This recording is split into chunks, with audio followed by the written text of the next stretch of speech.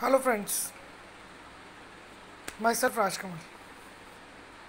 काम के बाद शेयर करूंगा आपके साथ। फ्रेंड्स, कई बार आप कोई शेयर खरीद लेते हैं और वो 2 5 7 रुपये ऊपर जाता है, फिर वापस से जिस बाइंग रेट पे आपने लिया था उससे नीचे आ जाता है 1 2 रुपये 2 4 रुपये।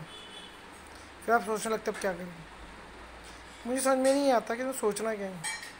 जब हमने एप्रोड बाइंग लेवल पे लिया है, ऊपर गया, लेकिन हमें उम्मीद थी और ऊपर जाएगा, लेकिन डाउनफॉल आ गया, तो इसमें आपको घबराने की कोई बात ही नहीं है, क्योंकि शेयर ने अपर ट्रैक लिया ही नहीं।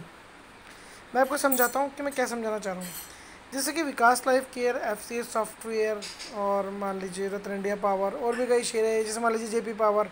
अभी इन लोगों ने थोड़ी सी चाल ली और वापस डाउनफॉल पे आ गए।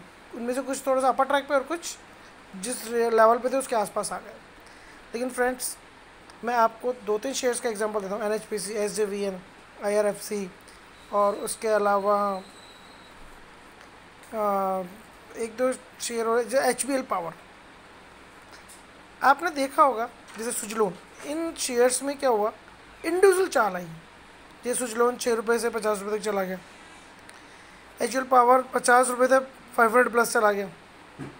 एसजेवीएन 30 32 के लेवल 25 रुपये के लेवल से 100 प्लस चला गया। एनएचपीसी 40 42 32 रुपये 35 रुपये के लेवल से 85 प्लस चला गया था। तो फ्रेंड्स, मेरे कहने का मतलब है, इसको कहते हैं इंडिविजुअल चाल। आईआरएफसी ने तो 3 साल के अंदर लोगों को रुला दिया था। 26 से 21 तक, 30 तक इसी बीच में घूम रहा था। फिर 35 रुपये तक आया, लोगों का सबर का बांध टूट गया, बेच दिए। 44 रुपये सबर का बांध टूट गया और 160 तक आ गया। अगर किसी बंदे ने 2 3 साल सबर रखी, लेकिन उस सबर को उसने थोड़ा सा और कंटिन्यू किया और अभी तक भी सबर लिया हुआ है, तो शेयर 160 रुपये तक आ गया था और अभी भी 100 प्लस ही चल रहा है। यानी कि 130 लेवल्स या 140 के लेवल्स या 150 के लेवल्स के आसपास। मुझे आज करंट रेट मालूम नहीं है, इसलिए मैं आपको इस तरह से बोल रहा हूँ। यानी इसको कहते हैं इंडिविजुअल चाल लेना और पेशेंस का फल लेना, सब्र का मीठा फल मिलना और अच्छा रिटर्न अपने इन्वेस्टमेंट मिलना। आप लॉस को तो बहुत टाइम तक छाती पे रखते हैं, लेकिन जैसे प्रॉफिट होता है तो आपकी छाती भारी हो जाती है और वो प्रॉफिट आपको सहन नहीं होता और आप उसको बुक कर लेते हैं। लेकिन मैं कहता हूँ, अगर आपने लॉन्ग टर्म का सोचा है तो लॉन्ग टर्म को सोच के चलिए। शेयर नीचे जाए, जो ऊपर आए, ज़्यादा सोचिए मत। एवरेज बना सकते हैं, बना लीजिए आपको लगता है, वरना आपने इतने ही शेयर लिए हैं कि जिसमें कि आपको प्रॉफिट से भी कोई मतलब नहीं, लॉस से कोई मतलब नहीं, बस आपने ले लिए, तो फिर आप सोचा मत कीजिए।